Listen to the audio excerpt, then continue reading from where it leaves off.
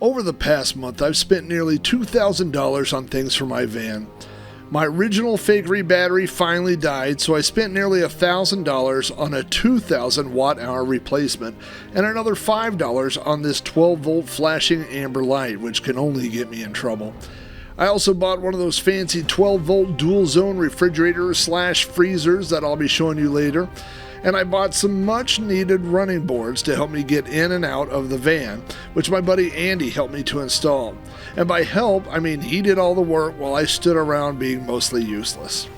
I bought a few other things, and while I was in the process of installing an old TV with a digital antenna so I could watch TV in the van, I literally stopped and said to myself, "What are you doing?" What am I doing? Somewhere along my journey, I lost my way. Let's go back a few years. In 2020, when the entire world began to shut down due to COVID, I turned to YouTube as a way to escape. That's when and where I discovered Vanlife. In the videos I watched, I found an entire community of people who had both escaped COVID and found freedom. I watched people driving across the country and across other countries and finding happiness. But ultimately, the happiness I saw on YouTube was not the happiness I was after. I've lost sleep over this. I was so worried about creating the van life that I saw on YouTube that I got away from doing the van life I want to do.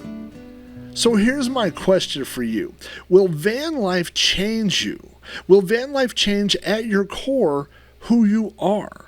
And what I mean by that is, do you think van life will turn you into a different person? What if you're a person who doesn't particularly love being outdoors? I don't get a big thrill of walking around parks. Trust me, I've tried. Recently, I drove to a local park and walked around for over an hour. I had no music, no podcast to listen to, no nothing. Just me and nature. I saw a gazebo. I saw a bridge. I saw a bench. I saw a statue of a guy on a horse. I saw some water. I saw an old man. I was bored the entire time. The entire time I was thinking, why am I doing this?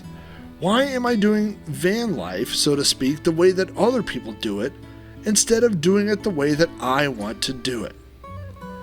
So the next day I went ahead and did a review of this refrigerator. Now, for the record, I paid for this fridge. This is not a paid sponsorship or anything. So I'll go ahead and put the review here.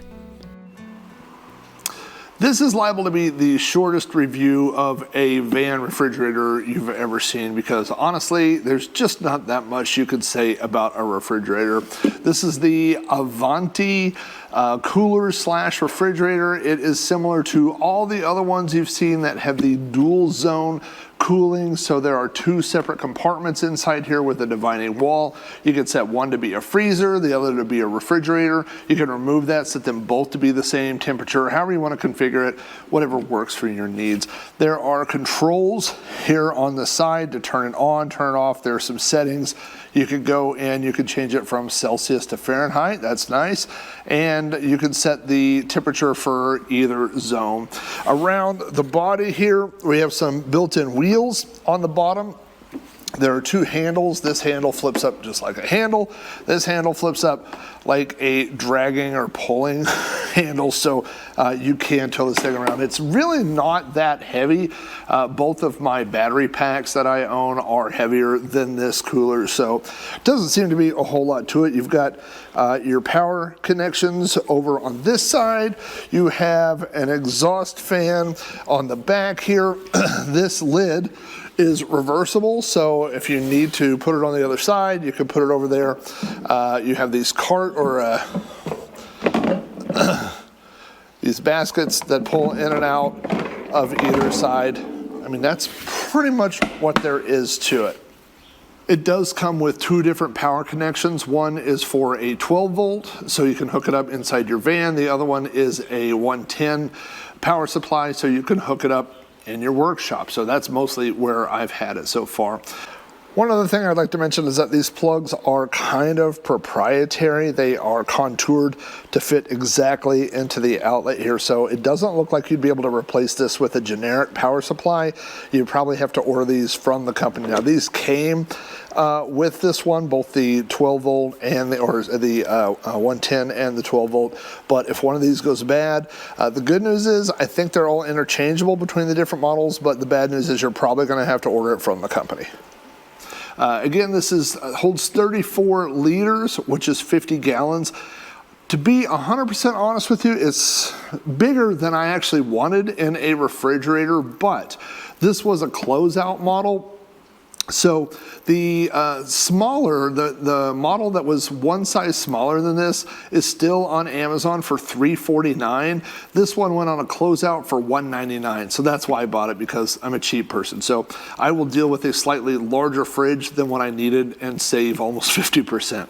The last thing I'll mention is that the instructions don't say anything about Bluetooth connectivity, but when you turn this on, there is a Bluetooth icon that comes up, and this is compatible with, I believe it's Apricool and some of the other major brands, and all the apps are the same. Now, there have been some complaints about the new version of that app that does not allow you to set each zone individually. You have to do that on here, but all the apps work with all the refrigerators. That's kind of a blanket statement, but a lot of the apps work with all the refrigerators. So I just went through downloading refrigerator apps and found one that does work with this and has the old settings where you can set each one of these individually. So you connect to this with Bluetooth, you can monitor the temperature if that's your idea of a fun day, and you can set the temperatures on either one of it. Again, I don't have that much to say about a refrigerator. I'd have more to say if someone sent me one for free. I'd have a whole lot to say at that point, but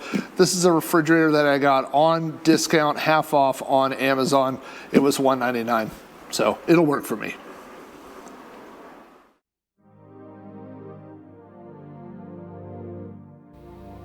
Now, eventually the rain moved on and I drove back to the nearest lake. I opened my doors, I let the air come in through, and waited for a sign.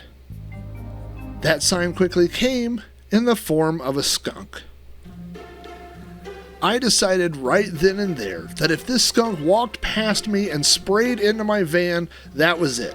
That would be all the sign I needed. But if he didn't, I was going to go home, install that TV, and do van life the way I want to do it. YouTube algorithms be damned.